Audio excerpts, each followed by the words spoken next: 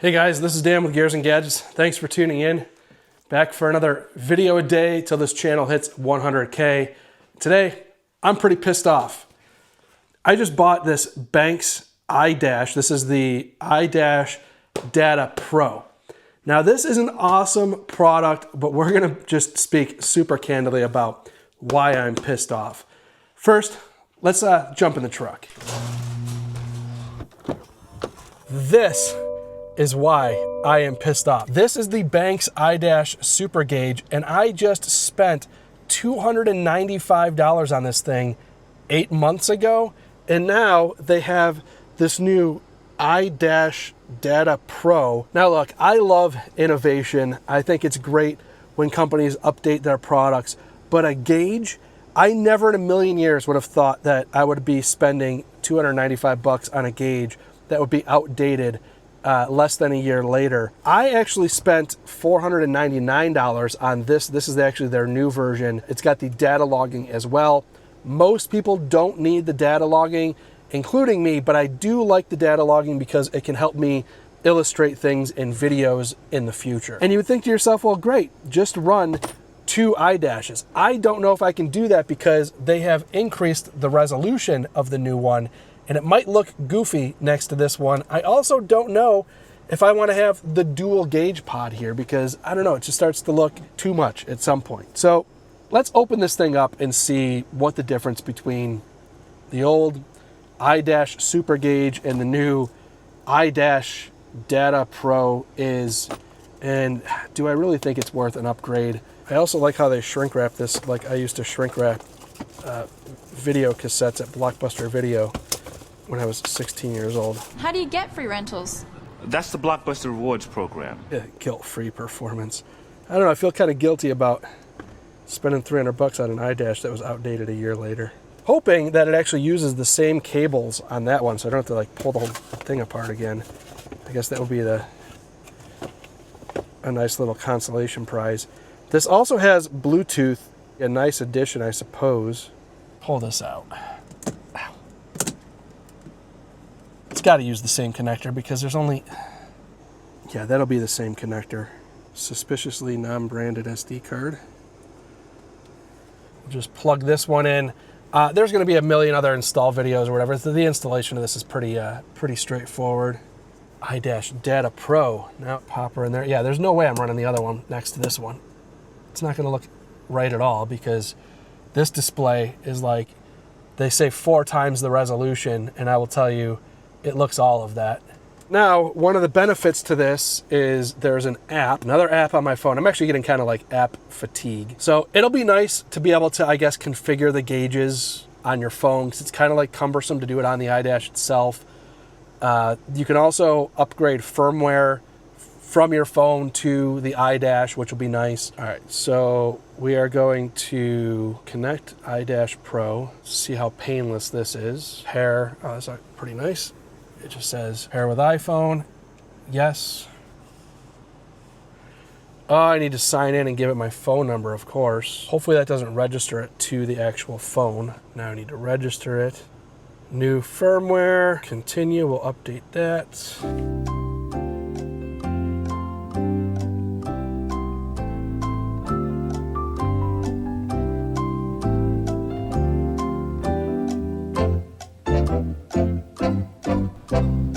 All right, so this is what all the hype, I guess, would be about, is having the ability to change what's on there on the phone. So the app is pretty nice. I'm going to come back to this in a day or so. I want to get my mind wrapped around, is this worth it? Several days later. I don't want to like make this all about begging on Banks because this iDash, after a few days of driving around, like it is nicer, but 7 months in to have a gauge obsolete just seems crazy. One of the things that is definitely frustrating about this is that you'll see as I go underneath the bridge here, these arrows stay on. So at nighttime, those are going to be way brighter, and I find that actually to be kind of distracting. And when you glance down at the gauge, those arrows are actually brighter than the gauge itself. So it just kind of loses some of the data you're trying to see. I'm assuming that'll be fixed in a firmware update. The old gauge allowed you to turn those off. Basically, they would turn on when the vehicle was on. If you tapped the button, those arrows would light up again, but otherwise they would dim back down to nothing. So hopefully they change that. But my big gripe is that the iDash that I had was super nice. It was also super expensive. To have it be obsolete a few months later is just crazy. I started to get a little suspicious that the firmware update for this Duramax LZO, the last one, which enabled some of the features for accessing some of those metrics, was still listed as beta, and it's been listed as beta forever. So I started questioning, like, are they just not developing this anymore? What's up? Well, iDash Pro, that answers your question there. All of that stuff is now here. So do you need to buy a gauge like this in the first place? The answer is, I don't really think so.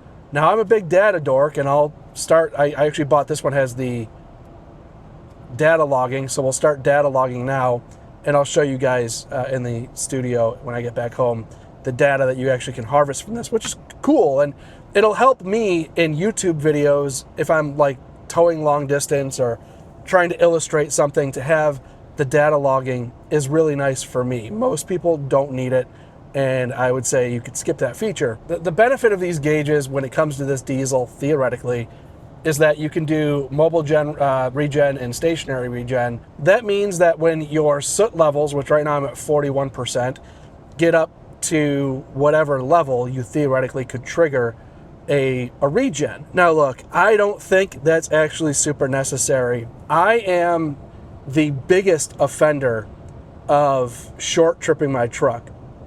For those of you who are not aware, the diesels, as they run, basically the particulate filter collects soot, and then after X amount of time or miles, whatever the metric is, it will trigger the regen. That's where you get into needing to have the DEF fluid, where it'll inject that DEF fluid, jack the exhaust temperatures way up, and burn off that soot in a clean fashion. So what happens with, theoretically, these trucks is that somebody who short trips their truck could never finish that regen cycle. The regens take anywhere from like 10 to 15 minutes, has been my experience, sometimes a little bit shorter, all depending on the conditions that you're driving in. So the thing is with me, I have short tripped the snot out of this truck. I've never had any issues. That is, I think, why GM never bothered to put an indicator anywhere on the dash that regen is even happening, because they just don't want people to have to think about it. And in my experience, I just don't know who would be short tripping more than that to maybe have those problems. A life that I lived formerly, which was construction project management, possibly being in a situation where I drive the truck out to a job site, it's 110 degrees outside, so I leave the truck running, job site where there's no job trail or something like that. So you might idle the truck for like a few hours.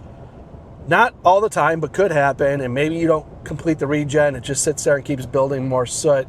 Yeah, maybe you could have some problems, and at that point then you could come in here and do the stationary regen and go through that whole process. But I think the number of people who are going to need that are so far and few between, and this thing just honestly has been absolutely no problem. I never even really think of DEF, to be totally honest with you. I've got over a half a tank now. I've got a jug of it sitting in the house, and when I need to, I'll fill it up and kind of move on. So is the Banks iDash worth it? It depends on who you are. I don't know. It just, I guess, maybe matches a little bit nicer to the OEM screen, makes it look a little more factory, but with the giant Banks logo on here, doesn't look factory to begin with. So anybody who's jumped in my truck has been like, what is that? So it's noticeable by anybody who gets in there, and it's always a fun talking point. So yeah, if you're a car guy and you have other friends who you kind of want to have a conversation about, basically educating them who are non-diesel people on how regens work and what that's all about, yeah, it's a nice, interesting talking point, but not super necessary. Let me know in the comments down below, what do you guys think? Is this Banks iDash thing just an absolute ridiculous nonsense thing that nobody needs, and just buy the truck and drive it? I would argue possibly, but I don't know. Personally, I like it. It's one of those things where if you have to ask yourself if you need it, you don't. If you're watching this video for someone to confirm that you should buy it because you already want to, then you're probably somebody who is in the category of just buy it because you'll enjoy it. That's my take on it, but definitely not a necessity. But I do like it, and with that said, thank you guys very much for tuning in. Video a day, I don't even know, I think we're at like 16 now. Video a day till this channel hits 100K, and with that said, I will see you guys tomorrow.